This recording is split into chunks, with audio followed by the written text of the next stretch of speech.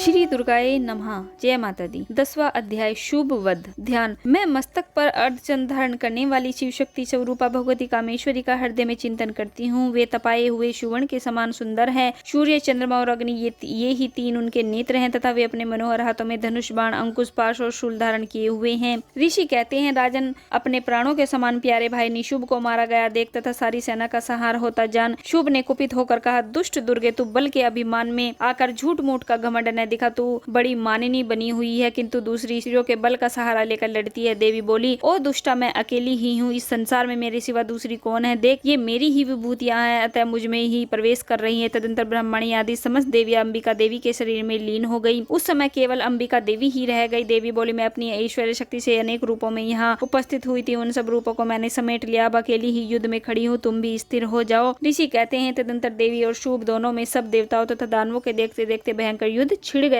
बाणों की वर्षा तथा तीखे शस्त्रों और दारुण अस्त्रों के प्रहार के कारण उन दोनों का युद्ध सब लोगों के लिए बड़ा भयानक प्रतीत हुआ। उस समय अंबिका देवी ने जो सैकड़ों दिव्य अस्त्र छोड़े, उन दैत्यराज शुभ ने उनके निवारक अस्त्रों द्वारा काट डाला। इस प्रकार शुभ ने भी जो दिव्य अस्त्र चलाए, उन्हें परमेश्वरी ने भयंकर ओंकार शब्द के उच्चारण आदि द्वारा खिलवाड़ में ही नष्ट कर डाला। तब उस असुर ने सैकड़ों बाणों से देवी को आच्छादित कर दिया। यह देख क्रोध में भरी हुई उन देवी ने भी बाण मारकर उसका धनुष काट डाला। धनुष कट जाने पर फिर दैत्यराज ने शक्ति हाथ में ली, किंतु देवी ने चक्र से उसके हाथ की शक्ति को भी काट गिराया। तत्पश्चात दैत्यों के स्वामी शुभ ने 100 चांद वाली चमकती हुई ढाल और तलवार हाथ में ले उस समय देवी पर धावा किया। उसके आते ही चंडिका ने अपने धनुष से छोड़े हुए तीखे बाणों द्वारा उसकी सूर्य किरणों के समान उज्जवल ढाल और तलवार को तुरंत काट दिया। फिर उस दैत्य के घोड़े और सारथी मारे गए। धनुष तो पहले ही कट चुका था। अब उसने अंबिका को मारने के लिए उगत हो भयंकर मुदग्गर हाथ में लिया। उसे आते देख देवी ने अपने तीक्ष्ण बाणों से उसका मुदग्गर भी काट डाला। इस पर भी वह असुर मुक्का तानकर बड़े वेग से देवी की ओर झपटा। उस दैत्यराज ने देवी की छाती में मुक्का मारा। तब उन देवी ने भी उसकी छाती में एक चांटा जड़ दिया। देवी का थप्पड़ खाकर दैत्यराज शुभ पृथ्वी पर गिर पड़ा, किंतु पुनः सहसा पूर्ववत उठकर खड़ा हो गया। फिर वह उछला और देवी को ऊपर ले जाकर आकाश में खड़ा हो गया। तब चंडिका का आकाश में भी बिना किसी आधार के ही शुभ के साथ युद्ध करने लगी। उस समय दैत्य और चंडिका का आकाश में एक दूसरे से लड़ने लगे। उनका वह युद्ध पहले सिद्ध और मुनियों को विस्मय में डालने वाला हुआ। फिर अंबिका ने शुभ के साथ बहुत देर तक युद्ध करने के पश्चात उसे उठाकर घुमाया और पृथ्वी पर पटक दिया। पटके जाने पर पृथ्वी पर आने के बाद वह दुष्ट आत्मा दैत्य पुनः चंडिका का वध करने के लिए उनकी ओर बड़े वेग से दौड़ा। तब समस्त दैत्यों के राजा शुभ